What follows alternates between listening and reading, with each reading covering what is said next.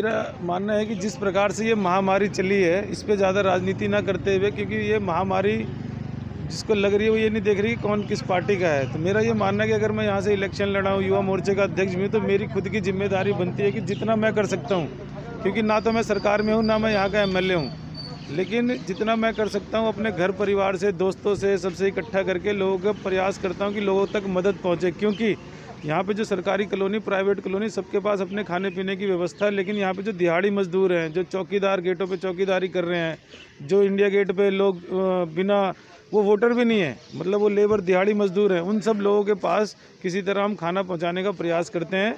और जो हमारी नई दिल्ली विधानसभा की RWAs हैं उसको सैनिटाइज़ करने का प्रयास करते हैं, क्योंकि जब हम सरकार से निवेदन करते हैं कि जी हमारे यहाँ पे आप सैनिटाइज़ करवाए, तो कई दिन लग जाता है सरकारी गाड़ी का अरेंजमेंट करने पे, और उसकी क्वालिटी भी ज़्यादा ठीक नहीं है। तो मैंने खुद मशीन खरीदी, अपनी 10 मशीनें खरीदी, अपने एम्प्लॉय रखे उसको, तो जितना भी हो सकता है हम उसको सैनिटाइज़ करवाते हैं क्षेत्र में जा पर्सनल चीज़ें, कोई सरकार की नहीं। और जो हमने मोदी किट बनाई है उसमें 5 किलो आटा, 5 किलो चावल, फिर दाल, चीनी, ये डलवा के हम 21 दिन का राशन, 15 दिन का राशन लोगों के बीच में कच्चा राशन देते हैं, जिससे बार बार उनके पास हमें जाना ना पड़े रोज़ पका के खाना ले जाने का।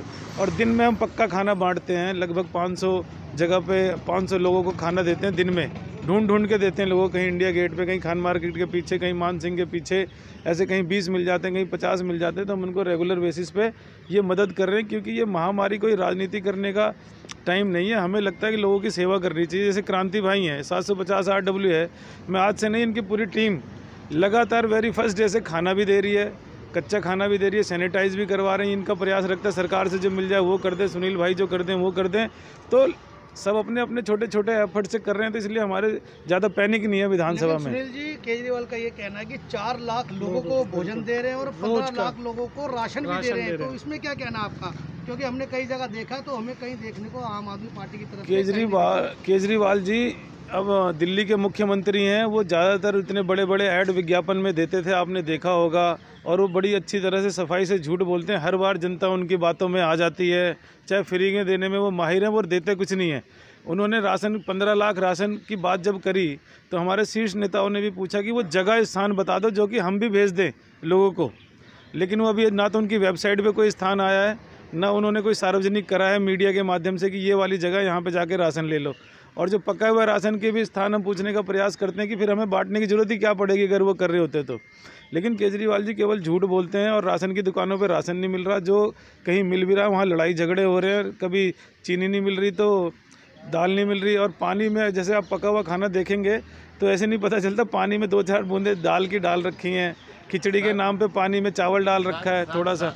हमारे राष्ट्रीय सेवक संघ के काफ़ी सारी संस्थाएं लगी हुई हैं।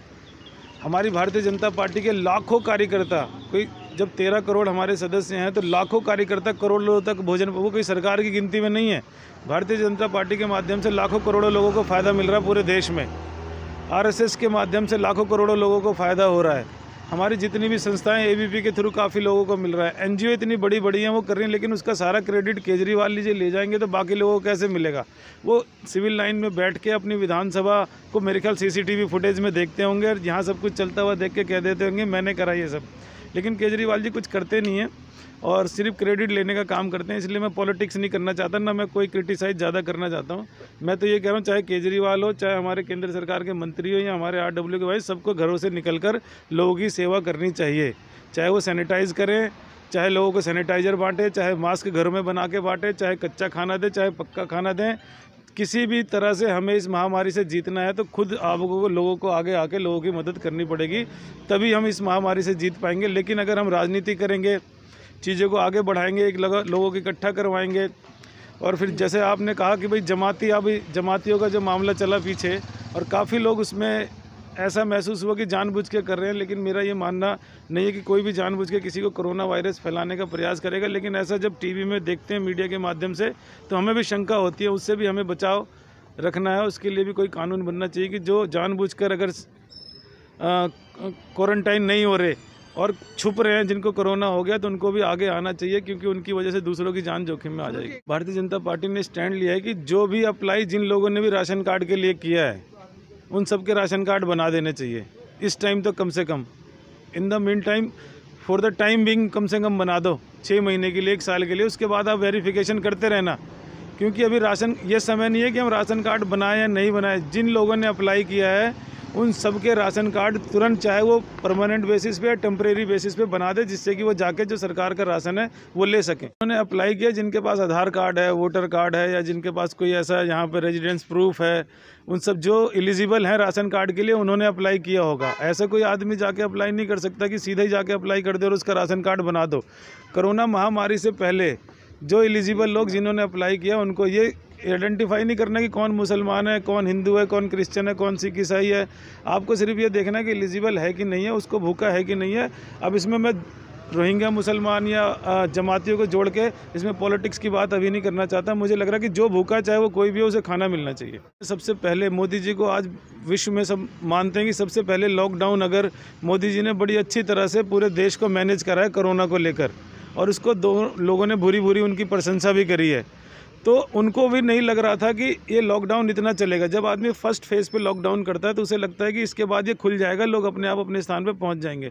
फिर उसके बाद जब केसेस बढ़े तो फिर उनको लगा कि थोड़े दिन के लिए और कर देता हूं, फिर बढ़ जाएंगे।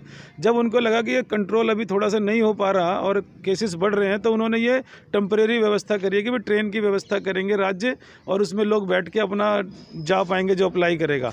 तो इसमें देरी करने का क्या था कि लगता था कि जल्दी निपट जाएंगे, लेकिन जब लेट होता है तो फिर उसके लिए रास्ते निकालने में तो स्वयंसेवक हुई। सर हमें तो लग रहा था कि दिल्ली सरकार हमारे लिए बहुत कुछ करेगी, और जैसे ही लॉकडाउन स्टार्ट हुआ तो हमारे को शुरू में ही लगने आभास हो गया था कि दिल्ली सरकार हमारे एरिया में कुछ ज़्यादा कुछ नहीं कर पाएगी।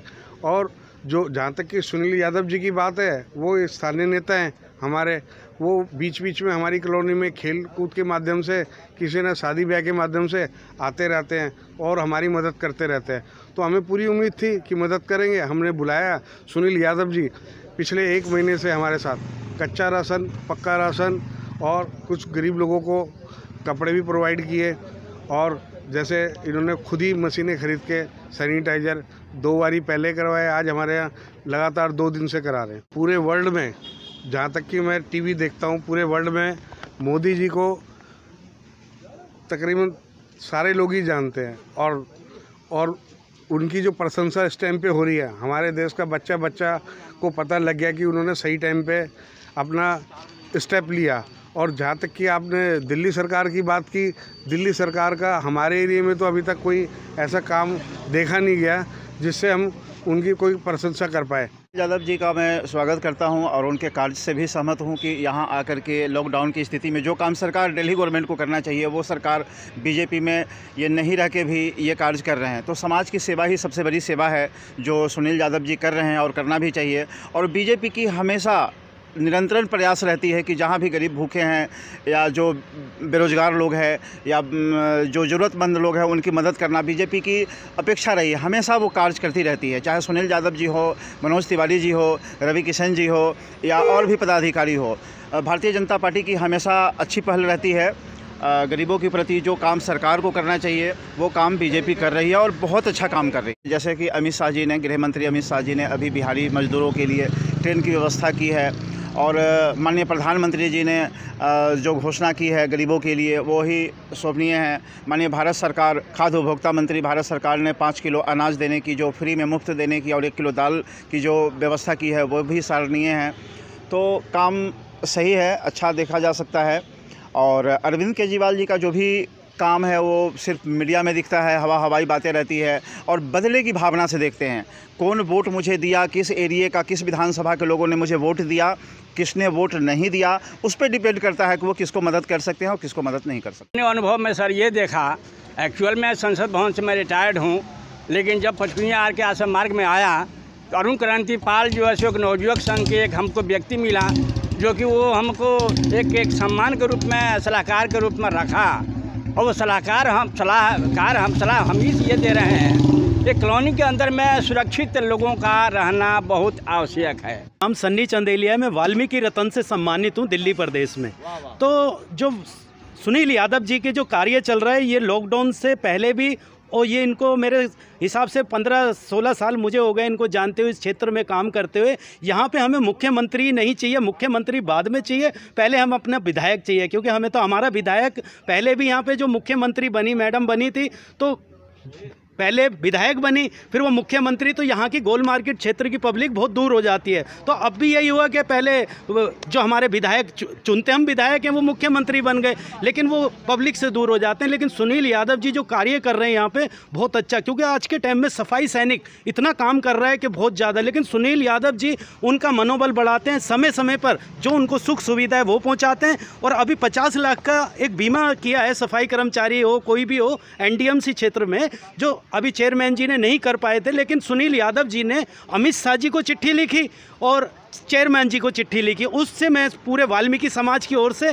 सुनील यादव जी का तहे दिल से अभिनंदन व स्वागत करता हूँ। दुर्भाग्य है जो इस बार कुछ लोगों ने गलती कर दी, लेकिन अगली बार मैं आपको विश्वास दिलाना चाहता हूं कि यहां से अगर कोई विधायक होगा तो वो सुनील यादव होगा। यादव जी से लगभग जब से लॉकडाउन चला है पिछले 1 महीने से हमारी RWA अरुण क्रांतिपाल जी, प्रदीप जी, हमारे सलाहकार साहब अनिल जी और हमारे सारे RW के सदस्य जुड़े हुए हैं।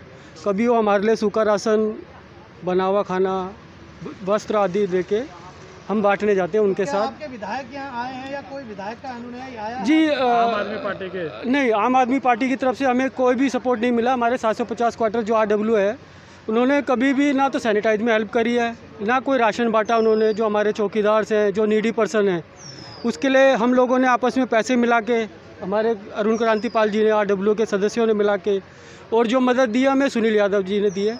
जबकि जो आम आदमी पार्टी के जो मुखिया हैं, जी जी केजरीवाल जी दिल्ली के मुख्यमंत्री भी हुई हैं और यहाँ से भी विधायक हुई हैं, जी जी, उन्होंने कुछ भी काम नहीं करा यहाँ। उनको खाली RW ने इलेक्शन से पहले देखा था, जब से वो जीते हैं उसके बाद से ना वो ना उनका कोई सदस्य इस क्षेत्र में दिखा गया है कभी भी।